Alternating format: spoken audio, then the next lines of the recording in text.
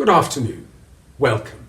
I'm Digby Ricci, and we continue our discussion of Shakespeare, Brushing Up the Bard. This series of 3 lectures focuses on the Tempest. In the first session, we looked at politics, power, human virtue, and utopianism, briefly. In the second section, I'm going to focus more on the development of Prospero as character and on that fascinating figure of Caliban. We shall also examine the ideal commonwealth debate, which is so important in the text. In The Tempest, Shakespeare questions the dangerous and ultimately destructive idealism of utopian visions, no matter how alluring they may seem.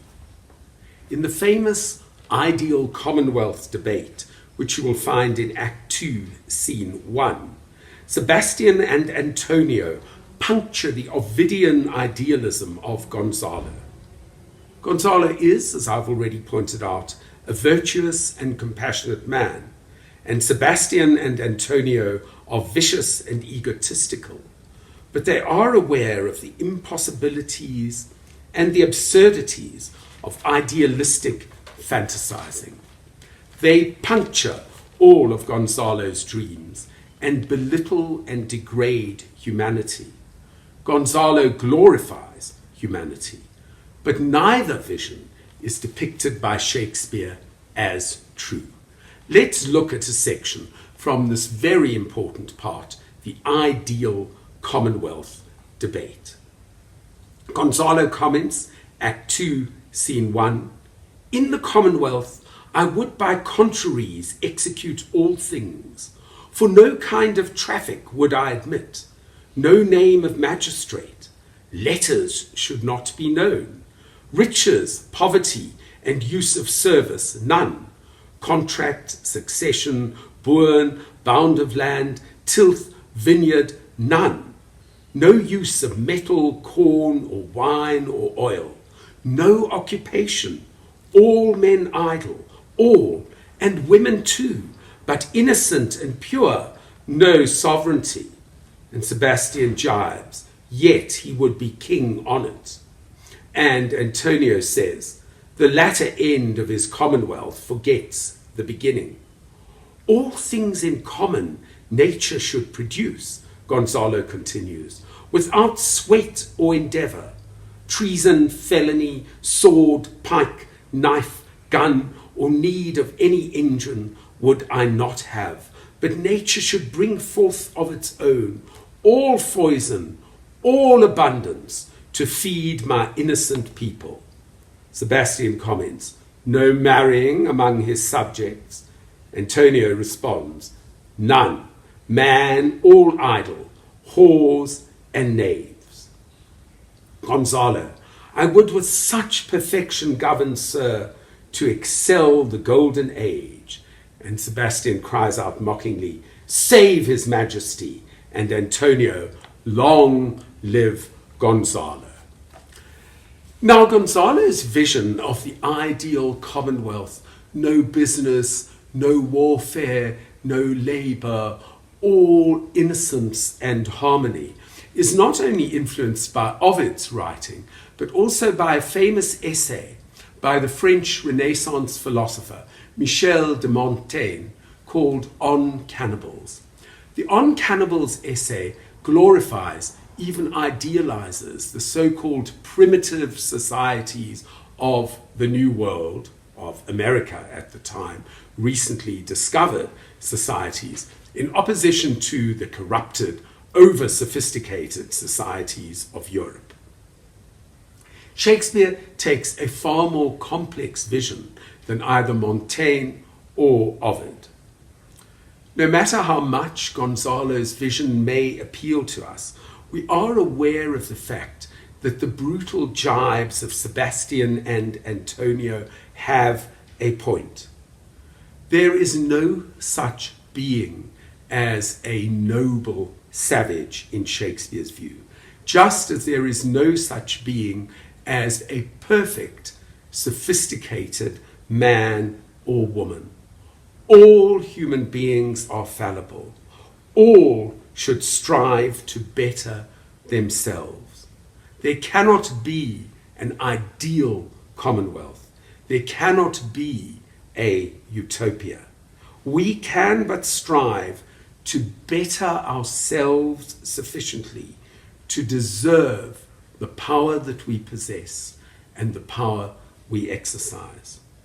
No matter how virtuous Gonzalo may be, his dream is ultimately a foolishly idealistic dream.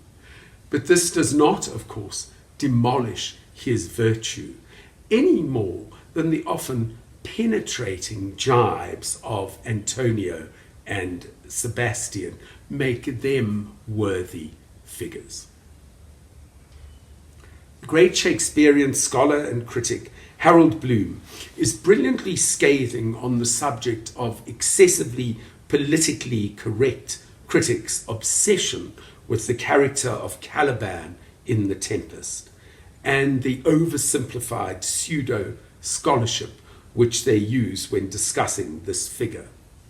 It is important to emphasize that Caliban is not an indigenous inhabitant of the island. He is a colonizer through his powerful, exiled, sorceress mother, Sycorax. Indeed, Caliban asserts this fact. He claims, "The island's mine by Sycorax, my mother." Through the figure of Caliban, Shakespeare explores the vices and the gifts of both the powerful and the disempowered. The Tempest does suggest ironic links between Sycorax and Prospero. Both of them were outcast, exiles. Both of them are steeped in secret arts. Both enslave for their own purposes. However, Shakespeare's play never makes the error of endorsing what the great 20th century philosopher Bertrand Russell brilliantly dubbed the fallacy of the superior virtue of the oppressed.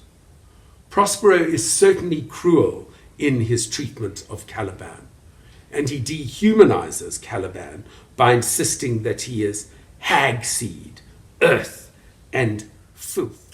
Caliban has brutish elements and childlike elements. He frequently speaks in enraged curses, and he has hyperbolical fantasies about the appalling revenge that he will take upon Prospero. Yet, he is also associated with trust and acceptance, at least initially, of Prospero.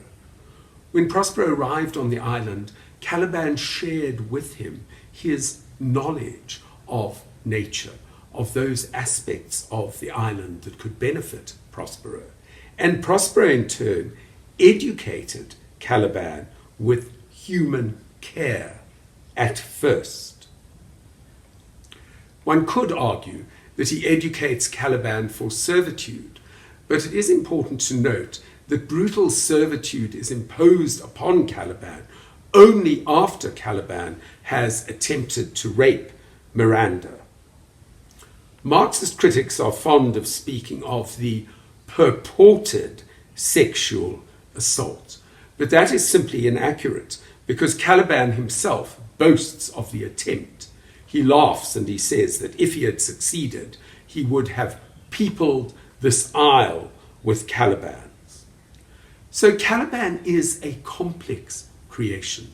He must not be idealized into simply the long-suffering victim any more than he must be dehumanized as the mere brute who can never develop, which is, of course, the vision of Prospero and, to an extent, of Miranda.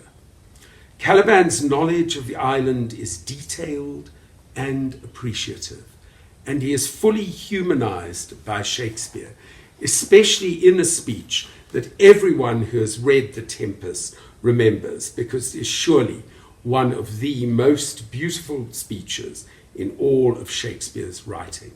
It is Caliban's tribute to the mysterious beauty of the island, and you will find it in Act 3, Scene 2.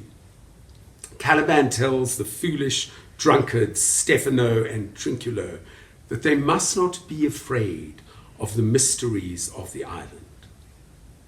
Be not afeard, the isle is full of noises, sounds and sweet airs that give delight and hurt not. Sometimes 1,000 twangling instruments will hum about mine ears, and sometimes voices that, if I then had waked after long sleep, will make me sleep again, and then in dreaming the clouds methought would open, and show riches ready to drop upon me, that when I waked, I cried to dream again. This extraordinary speech shows the awareness of beauty that is present in Caliban. He responds with his senses to the mysterious powers of the island, created to an extent by Prospero's magic, and the spirits that inhabit the island. We also see that Caliban is a creature of imagination. He is able to dream, see the possibilities in dreams, and when he wakes up, he weeps because he wishes all the untold possibilities that are present in his dreams to be given to him.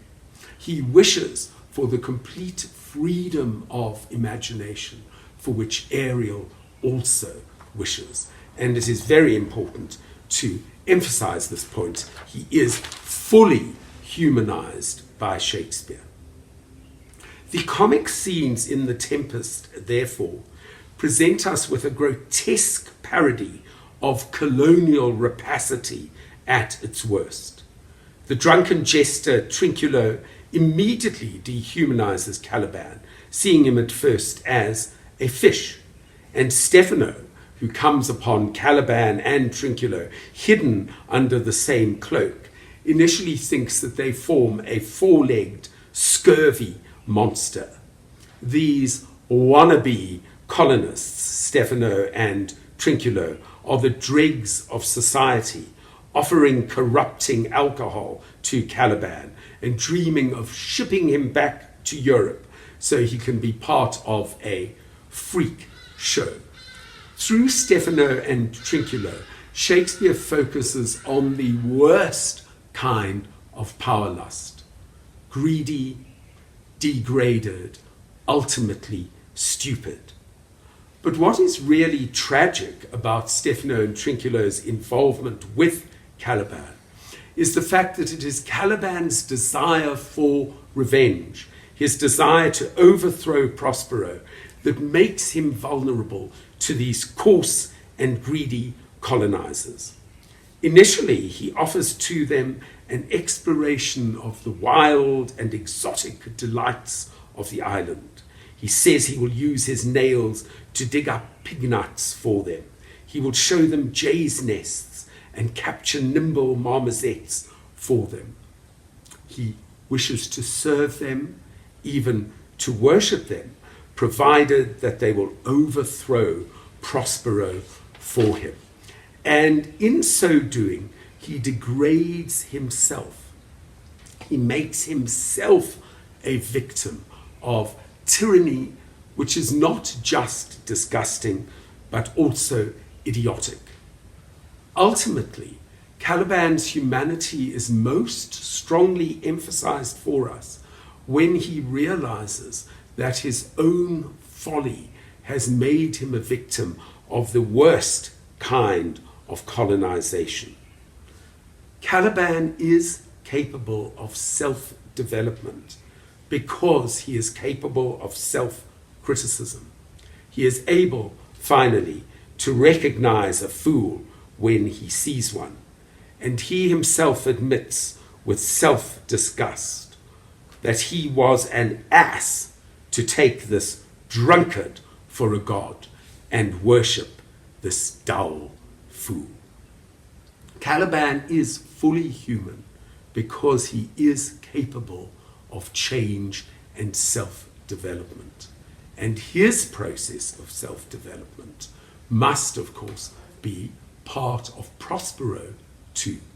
For Shakespeare insists that if human beings are going to be transformed and to change for the better, They have to look very critically within themselves, acknowledge their vices and vulnerabilities, and then progress. Caliban is capable of doing so, and Prospero's process of self-development will be even more complex and tormented. Samuel Taylor Coleridge, the great romantic poet, described Prospero memorably as the very Shakespeare of the Tempest. But to be a truly sustaining, creative genius on his island, and later in Milan, to which he returns, Prospero has to shift his focus from the past to the future. Readers of the text often fail to look closely enough at Prospero's arrangement of Miranda's marriage. It must be carefully considered, for in this process, Shakespeare explores the power structure within families. Many directors, rather foolishly, depict Miranda as either a simpering ingenue or a rather sex-starved hoyden suddenly awakened to adult desires. She is a very complex figure in her own right, for she has been mentored by a remarkable intellectual, a magus figure, in fact, Prospero. And Prospero chooses to release her into adult love. Of course, she is emotionally and erotically naive. All she has known in her life is a spirit, Ariel, a man, monster, Caliban, and her own father. And suddenly she is confronted by a Renaissance prince. But in order to ensure that the relationship between Ferdinand and Miranda is one that will last and that will benefit both of them, Prospero subjects Ferdinand to very brutal tests. In fact, he enslaves Ferdinand. He turns him temporarily into a Caliban figure. And this is a horrifying inversion of traditional power structures. A prince transformed not only into a beggar, but a beggar who has to perform degrading labors such as carrying logs. But the suffering of Ferdinand is a true test of moral worth. And it is also a test of how far Miranda can progress beyond Prospero's paternal control. How much can she defy her father? The suffering of Ferdinand causes Miranda to assert her independence for the first time. She opposes her father. In a sense, she rebels against him. And Prospero is fully aware of the fact that such rebellion is essential if Miranda is going to enter adulthood. Miranda contradicts her beloved father by saying that she wants no better man than Ferdinand. He is gentle and not fearful, fearful there meaning threatening. I'll be his surety, she insists. And she says very movingly, I have no ambition to see a goodlier man. Prospero's testing of Ferdinand, therefore, liberates Miranda, but also protects her. And Prospero uses the mask of the goddesses, which you see in Act 4, Scene 1, often, alas, so grotesquely staged by trendy directors. But Prospero uses this mask as a representation of what an ideal marriage should be. The queen of the goddesses, Juno herself, goddess of marriage and childbirth, offers to the couple honor, riches, marriage blessing, long continuance, and increasing. Ceres, the goddess of nature and fertility and abundance, offers them earth's increase and foison plenty. And the messenger of the gods, Iris, with her rainbow scarf, indicates that the tempest of suffering will be over in their marriage. Interestingly, the mask stresses that the blind boy's sandaled company is not desired. Cupid's presence, mere lust, in other words, is rejected. At the same time, nymphs and reapers, sunburnt sickle bearers, as Shakespeare depicts them, join in a graceful dance.